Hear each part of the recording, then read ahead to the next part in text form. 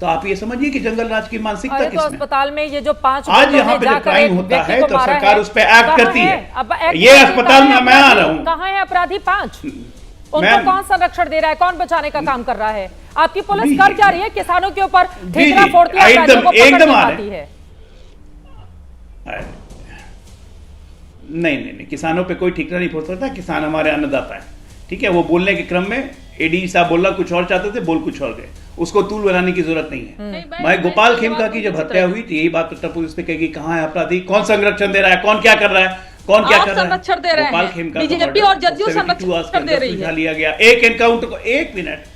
BJP और जदयू सत्ता संरक्षण अपराध चल रहा है, नहीं तो चेहरा दिख रहा है। अरे मैं सुनूंगा आपको कंचना जी, मैं आपको सुनूंगा भाई, उनकी बात हो जाए, मुझे बात तो कंप्लीट करने दीजिए। एक बार अजय आलोक जी की बात हो जाए। करुणा सागर जी कांग्रेस से हमारे साथ जुड़े हुए हैं, उनके पास जाना है। अजय आलोक जी, अब 40 घंटे हो जाएंगे थोड़े समय बाद, कब पकड़े जाएंगे अपराधी? कौन सा मुहूर्त देखकर अपराधियों को पकड़ेगी बिहार की पुलिस? अजय आलोक जी देखिए, या तो पुलिस की शरण में आएंगे, जेल जाएंगे, या नहीं तो ईश्वर की शरण में जाएंगे। कहीं ना कहीं तो जाना ही है, और 24 घंटे के अंदर ही हो जाएगा, ठीक है ना। जैसे गोपाल खेमका के हत्यारे में से 1 गए भगवान की शरण में, बाकी 3 गए जेल में। इनका भी यही होगा, नहीं पकड़े जाएंगे तो ईश्वर की शरण में जाएंगे, क्योंकि पुलिस को तो ये काम करने आता है बिहार में 20 साल से। ऑर्गेनाइज क्राइम का कमर तोड़ दी है हमने 2005 से लेकर अभी तक में। एक भी ऑर्गेनाइज क्राइम यहाँ नहीं होता है। ये पुरुलिया में बैठ के जो शेरू सिंह ने करवाया है ना, इसको भी रिमांड पे लाने की तैयारी शुरू हो गई। अब बोलिए कहीं जीप पलट गई, कहीं कुछ हो गया तो फिर भगवान जाने। इसलिए मैं पहले बता दे रहा हूं, ये क्राइम का ग्राफ हमेशा विधानसभा चुनाव के पहले उठता है, और हर क्राइम के पीछे आरजेडी के लोग निकलते हैं। कर लेना चाहिए था ना, जब तनिष्क में 50 लाख से ज्यादा की लूट को अंजाम दिया गया था इस गैंग की ओर से। वो गैंग अस्पताल में आराम से पश्चिम बंगाल में बैठकर बिहार में इस तरह के हमले करवाता है, लूटपाट करवाता है, मरवा देता है, और अभी तक उसके लोग पकड़े नहीं जाते हैं। अजय आलोक जी, कब तक आप ठिकरा फोड़ते रहेंगे आरजेडी और कांग्रेस पर? 40 घंटे हो जाएंगे थोड़े समय के बाद, यही तो सवाल पूछा जा रहा है ना।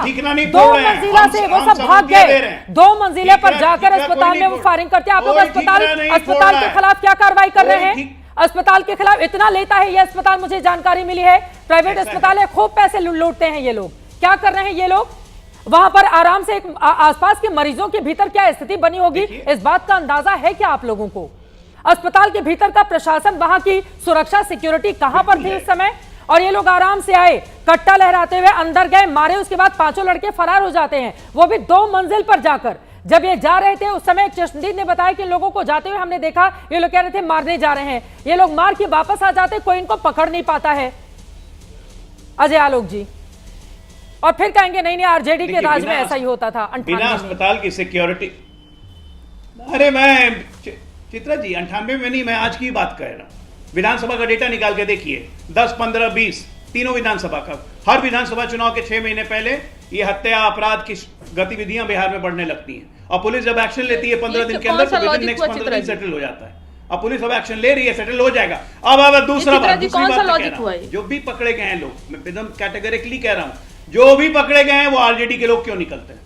ये संजोग है ना, बहुत अच्छा संजोग है, चलिए संजोग ही मानते हैं इसको। अब बात रही है अस्पताल की, पुलिस जांच कर रही है, अस्पताल प्रशासन की भी, पुलिस किसी को छोड़ नहीं रही है। सेकेंडली, पुलिस प्रशासन का फेलियर आप इसको इसलिए नहीं कह सकती हैं क्योंकि पुलिस कस्टडी में वो इलाज नहीं करवा रहा था, वो अपना पैरोल लेके आया था पिताजी के इलाज के लिए, उसमें अपना इलाज करवा रहा था। अब पुलिस यहाँ अपराधियों को संरक्षण या सुरक्षा देने के लिए नहीं बैठी है। लालू जी का राज नहीं है या राबड़ी जी का, जहाँ अपराधी भी 15-15 पुलिस वालों को लेके चलते थे। ये नहीं होगा। लेकिन हाँ, मैं फिर कह रहा हूँ, 24 घंटे के अंदर या तो पुलिस के शरण में आएंगे, जेल जाएंगे, नहीं तो ईश्वर की शरण में। हाँ, तो कल 5 बजे आपको फिर इसी तरह से बैठाया जाएगा। आप जो दावा कर रहे हैं ना, अगर दावे करने में दम नहीं दिखा तो इसी तरह से आपको बैठाकर सवाल पूछा जाएगा, अपराधियों को संरक्षण कौन दे रहा है। करुणा सागर जी, अब सीधे आपके पास आते हुए, इनका यह कहना है कि जो ऑर्गेनाइज क्राइम, संगठित अपराध वहां पर होते थे और सत्ता संरक्षित अपराध होते थे, उनको बचाने का काम किया जाता था। लालू प्रसाद यादव का वो बार बार नाम ले रहे हैं, वो कह रहे हैं अब ऐसा नहीं होता है। अपराधी अगर कोई अपराध करता है तो तुरंत उसकी धरपकड़ की कोशिशें तेज की जाती हैं, या तो वो ईश्वर के पास चला जाता है या तो वो जेल में जाता है। करुणा सागर जी, ये बदलाव है लालू राज में और नीतीश कुमार के राज में।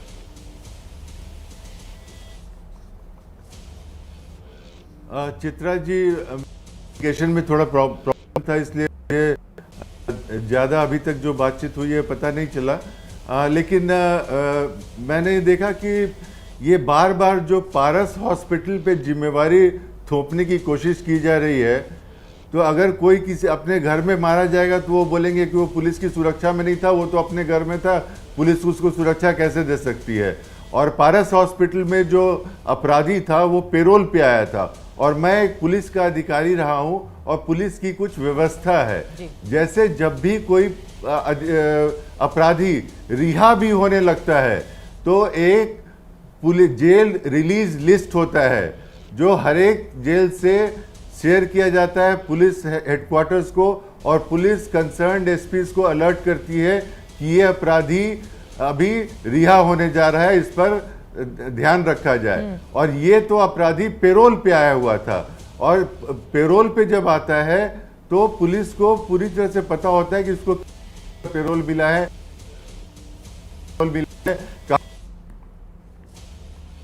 पेरोल आता है।